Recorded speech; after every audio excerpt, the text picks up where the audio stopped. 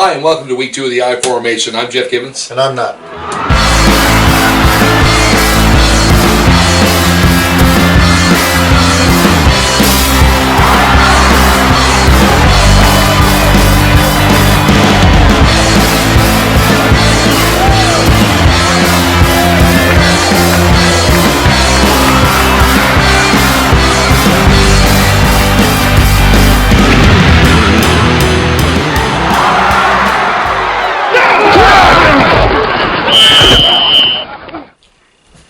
Hi, and welcome to week 2 of the I Formation. I'm Jeff Gibbons. And I'm John Moist. Yeah, well, fooled like a few of our friends out there this week. Yeah. Didn't do too bad. You were in at what? 10-6, Yeah. 9-7. Few surprises this week. Do want to give a shout out to our buddy Rick Travers, who picked 15-1 this week, which was incredible. Yeah. Hoping for the best now. Looking forward at this week's games. And interestingly enough, we're actually agreeing on 14 of the 16 this week. So stick around, folks. We're going to tell you all about it in a minute. Guys, this is Teddy the Porcupine. He is 13-3 in picks this week. 13-3. He is killing you. He's a porcupine. Anybody can pick 13-3 at this point. I mean, all the stat talk and the comparisons, it's for nothing. This porcupine is 13-3. Back to you. And welcome back to the I Formation. Now myself and Reverend Jeff are going to make our picks for the week. Start it off. We're going to start with the Thursday night classic, and this is both of these teams working on a short week. We've got Denver going into Arrowhead to play the Chiefs. Yes. And surprisingly enough, you have acquiesced. We're both seeing this the same way. Yeah, got to pick the Chiefs against my Broncos, but that's it. Peyton Manning said they were work in progress this week, but they're really going to have to be a work in progress to beat that team at home after the show they at Arrowhead, where they like to make a lot of noise and great pass rush. Denver's offensive line looked a little shaky this past week, and of course Kansas City has a great pass rush, and I think it's going to be a close one. Just maybe. Yeah. There'll be a throw to a wide receiver for a touchdown this week. Who knows? Stick around and stay tuned. All right. Yeah. Next, we've got Tennessee going into Cleveland in the Pound to play the Browns. It's a tough one. With the showing that Tennessee just made with Mariota come out and throw him 4 touchdowns, I mean, it's hard to go against them when they're going into Cleveland, who just got smoked by the Jets. So, how does this sound? Yeah. The 2-0 Tennessee Titans. Yeah. Interesting enough. I think we're both there. Right. We'll both go with Tennessee on that one. Absolutely. Next, we've got Tampa Bay going into New Orleans in the Big Easy for that divisional matchup. Tampa Bay did not look good, and they did not look ready, and Winston didn't really look ready either. Some growing pains there, and I think Breeze, he's champion a bit. I think he has a big game. Yep, I can see Breeze having a big game, maybe even Ingram on the ground. Yeah. So, New Orleans. Absolutely. In a big way. Next, we've got New England going into Ralph Wilson to play the surprising Buffalo Bills. And this is the first game that we're going to disagree on. And I just want to point out that this has nothing to do with my seething hatred for the New England Patriots. I am saying that I believe the Buffalo Bills are hitting them at the right time. And I think that at home, they win this close. A wonderful defensive matchup. And I think, take the under, because I'm thinking 43, 45 points total. I think that's about right for the point total. I'm going to take New England in a close game. I mean, Pittsburgh had no answer for Gronk last week, and I'm not sure Buffalo is going to have much of an answer for Gronk either. I can see another big game for Gronkowski. I do respect the Buffalo pick for sure, because this one could definitely go either way. And I hope I'm wrong. I'd like to see Buffalo beat him, but I'm going to go with New England by a field goal. Call it in on the phone. Oh, wait a minute. I hear the Patriots broadcast. That's not going to happen in Buffalo. No, I guarantee you it won't. All right. Next, we've got Arizona going into Chicago and Soldier Field to play the Bears, who played well this week. Yeah, second one we disagree on. And the only other. I'm taking the Bears to upset Arizona at home in a close race. I just think that Arizona's Achilles' heel is not being able to generate offense, and I think that if Chicago can hold court at home defensively and put score points, I think that they can beat Arizona close. And I think it's the upset of the week. Okay, I like this game as well. I went back and forth on this one. I was picking the Bears first, but I decided after on Arizona because of their defense and because of the play of Tyrann Mathieu, who just had a tremendous game there the other day. And I see another big game for him. I see Arizona late field goal. Okay. Next we've got the 49ers going into Heinz Field to play the Pittsburgh Steelers. And what happened with the 49ers? We didn't give them any respect last week, and they come out and they shut Minnesota down to 3 points. Shut down Adrian Peterson. Now, Minnesota's offensive line was terrible. Yeah, and I think some games are lost as opposed to being won, and I think that was a case where, and I'm not taking away from the 49ers. Anyone, our buddy Albert out there, the 49ers fan, will be the first to tell you that the team has been dismantled, and he doesn't think, he actually said to me this week he didn't think they were going to win 5 games. Well, he's got one of those games already. Carlos Hyde had 168 yards on the ground. This one, a new rising star for the 49ers, and keep an eye out for him. Having said that, we're now picking San Francisco to go into Heinz Field, and I don't see this ending well for the 49ers. I don't either. And you know something, when we watched that the Patriots game there last Thursday night, and tell you the truth, I wasn't overly impressed with the Patriots. It wasn't the same Super Bowl team from last year. And the Steelers outplayed them in that football game. They lost. They had no answer for Gronk, and that was it. But you can't leave 12 points on the board either. No, that's true. We had 2 missed field goals and a touchdown where, who was it, had his foot on in the weight, so not good at all. Pittsburgh should have won that game. So I'm saying 2 touchdowns. 2 touchdowns? Sounds about right. All right. Next we got St. Louis going into Washington to play the Redskins. Redskins are just not a good football team right now. I thought Miami had a much better football team than the Redskins, and they do. I just don't respect the coach of Miami very much. I think they were lucky to catch the Redskins in week 1. Yeah. Another team could have done a lot of damage to them, and I think that they regrouped. They had a couple of key turnovers, which won the game for them. They won the turnover matchup 2-1, and won the game. And like I said, going forward, I don't think Olivier Vernon is on the injury report that we looked at today. No, I had a look and I didn't see him there either. Which is good. Yeah, So would have been huge. Yeah. But Joe Philbin, just one remark about him. 2 rushing plays in the entire first half. You cannot win in the National Football League if you do not establish the run. Got lucky in this one because they had the Redskins, who suck. But, what a great game Jarvis Landry had. And now here we are talking about the Miami Dolphins. We can talk about them in a few minutes, but just getting back to St. Louis and Washington. And I don't think this is a contest. St. Louis played really well this week, and I think they're going to go 2-0. St. Louis beat Seattle this week, and they look very good in doing so. I really see St. Louis winning this one.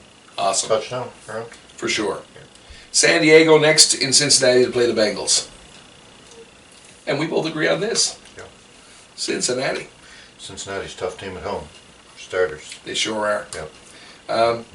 I kind of like my pick last week about Phillip Rivers and the 400 yards. Just had to sneak out in there. Kudos to Jeff. He said last week that Rivers and San Diego will win a close game and that Rivers would go over 400 yards. And he just did enough for me, and I appreciate that, Phillip Rivers. We haven't gotten along in the past, but thanks for that. Keenan Allen had a big game in that one too. He did. Very big game. Mm-hmm. I'm picking Cincinnati by a touchdown here. I like Cincinnati by a touchdown. Sounds good. Yeah. Next we got Houston going into Carolina to play the Panthers. And Houston being asked this week if Arian Foster, there was a good possibility Arian Foster would play. The answer was very quickly, no. And I think that's why, I know Luke Kuechly is out now, but I'm thinking that Carolina at home keeps that Houston offense from scoring a lot of points anyway, and I think that they win it at home with a good home effort.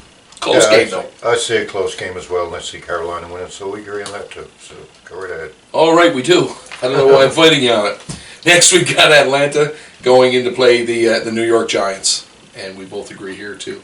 We do, but I think this is a close game, and I'm a little scared of it. Atlanta looked really good against Philadelphia, and the Giants.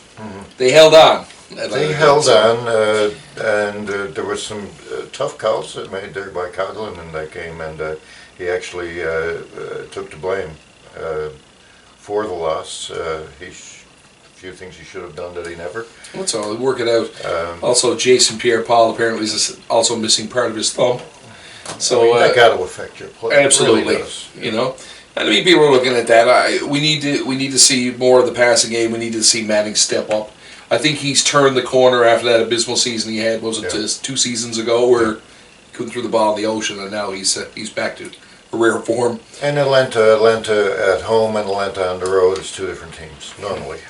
Well, actually, they've looked terrible since 2012. They don't have a winning record, and we're hopefully now that trend will continue. Out no answer for Julio Jones though, or Julio Jones from Philadelphia, and he had well over 100 yards, over 10 catches. So it was a fantastic performance for him. I'm picking the Giants by, I'm going to say a touchdown. Yeah, sounds good. Okay. I'm going to say a little bit less, but All right. Next, we've got Detroit going into Minnesota. Oh, we just agreed on 3 this week. Forgot about this one. Certainly. We can't even add. That's good. Yeah. You know, this prediction racket, 50% is luck. 30% is probably, research. And the other half is, anyway, yeah, that's where we're going with this. So, anyway, our apologies. Yeah. So we're making a bet next week. We're going to split it 50-50-50 between 3 of us. That's right. That's right. Okay. The bad jokes go around. We got Detroit in Minnesota, and we disagree on this one. I'm picking Minnesota to win at home against that Detroit team, but this is going to be a damn good game. I mean, this is division rivalry. I think they righted the ship after last week because they really didn't look very good. They're going to have to get a better game out of Teddy Bridgewater. Adrian Peterson was adjusting to taking snaps out of the shotgun. That was part of the reason they said that he didn't do as well, and he's making those adjustments. Wow. I think that offense can only get better. I mean, let's face it, Peterson, on that line, but the offensive line really needs to tighten up.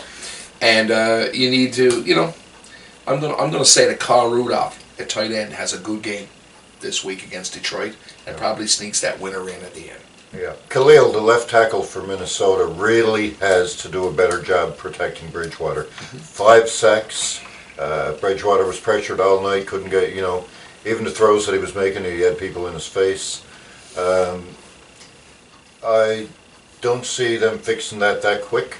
I do see this as one of the best games in the week. It is in Minnesota, and that's going to make it tougher for Detroit.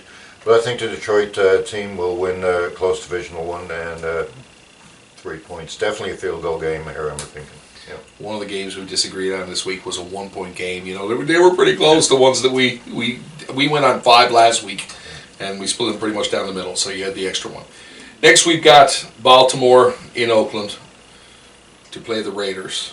Next.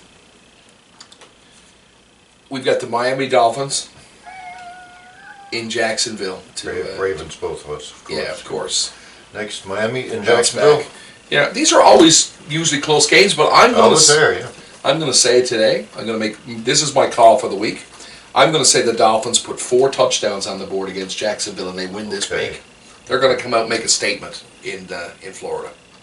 Okay? I'll call Miami 24-13. Next. Okay. Next, we've got the Dallas Cowboys in Philadelphia playing a Philadelphia Eagles team at home that's licking their wounds and salivating. Mm-hmm. And I think that this can only go in one way, folks. I think that Philadelphia is going to win this game at home. Not to mention the fact that Marco Murray is going to want to light up the Cowboys. And they probably way too much can go wrong here. Yeah. That's right. Yeah, Kiko Alonso had a great game for Philadelphia in a losing cause. But and that second half, they started to play football, right? I mean, that I think you give them an extra 5 minutes on the clock, that game could be totally different. I was talking to someone today or at work, and I said, one more possession, Philadelphia wins this game, So I think it'll be interesting. Romo is also on the heels of that that late minute touchdown, that fourth quarter comeback. Yeah. Right. So this is going to be a good game. It's going to be entertaining. But I think the Philadelphia's out on the top, and they're going to show that they own this division this year. I think it's going to be. That's where it's going to end up. Next, we've got the Seattle Seahawks in Green Bay to play the Packers. Game of the week. Game of the week. And both of us are picking Green Bay. the Green Bay Packers. We're so sorry, Paul Loader. But I think that Seattle... I'm not sorry. All right. The Seahawks, they went through an offensive funk last year, remember? And they're just hitting this team at the wrong time. Green Bay is just, even without Jordy Nelson, a formidable team. It was the defense that cost them this week. Cam Chancellor had a couple of big mistakes there. Yeah, he's going to get in the groove, though. Yeah, that's not going to take long. But I still think Seattle is going to win that division. They're just getting out of the gate a little slow. Like some of the pundits saying about the Patriots as well. They thought maybe the first couple of games they could be in trouble to get behind the 8 ball. But, still lots of time. Aaron Rodgers. Yeah, and I think Rodgers has a great game. Here's an interesting factoid. Do you know the last time Aaron Rodgers threw an interception at home? No. December 2012. Wow. Maybe he's due. I don't know. Law of averages. But, you know what? You realize you just jinxed him. Well, I just stuck that out there, man. I've done worse sport jinxes in my life. Throw 3 this week. They'll still win. That's right. They can still afford to win with 3. Okay. And finally, we've got the New York Jets in Indianapolis at Lucas Oil to play the Colts, who are also licking their wounds.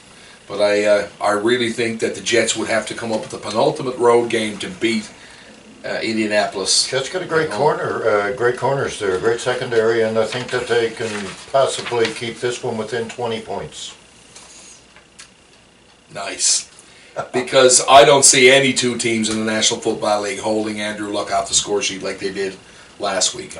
This is redemption time. They're at home. They need to win this. Indy at home is tremendous. And just imagine, even with their win, and if Tennessee wins, they're still not going to be in first place in that division. The 2-0 Tennessee Titans could be. That's right. So it's early in the season, folks, but it's fun to try. It's like when you win that first game, you're undefeated. Yeah. So let's roll with that. I'm just saying. Indianapolis does not lose at home very often. And I'm just happy to get a Tennessee pick because usually they're debating my existence. So that's it, folks. That's the way we're seeing it this week. Stick around. We're going to tell you about our player and team of the week. Hi, we're back with our player and teams of the week. Who do you like this week? I like the New Orleans Saints to have a big game, and I like the receiver Brandon Cooks to have at least 100 yards in the air. Nice call. Okay. This week I figure I'm picking the Chicago Bears because I'm picking them to beat Arizona in the upset this week. Mm-hmm. And I'm also going to go with Jay Cutler to orchestrate that demise of the Arizona Cardinals. Okay. So there you have it, folks. We're going to try some new things this week or over the next couple of weeks. We're actually going to be trying some live streaming on the internet. Keep an eye on our Facebook page as to some of the scheduled ones that we're going to try. We may even try a few unscheduled ones, so some people out there might just catch our feed anyway. Also, you can like us on Twitter, the iFormation. We have our iFormation Gmail account, and you can send us email there. Certainly posting to our page or even liking us on Twitter is something that you can do so we can see what you have to say. And we read all the comments and we take them all pretty seriously. So that's everything today. But just remember, folks, enjoy the games this week. And, of course, respect the game. Don't drink and drive. And that's it for me. So that's it for me. So that's everything. So, well, it's good night for me. That's good night from him. Have fun.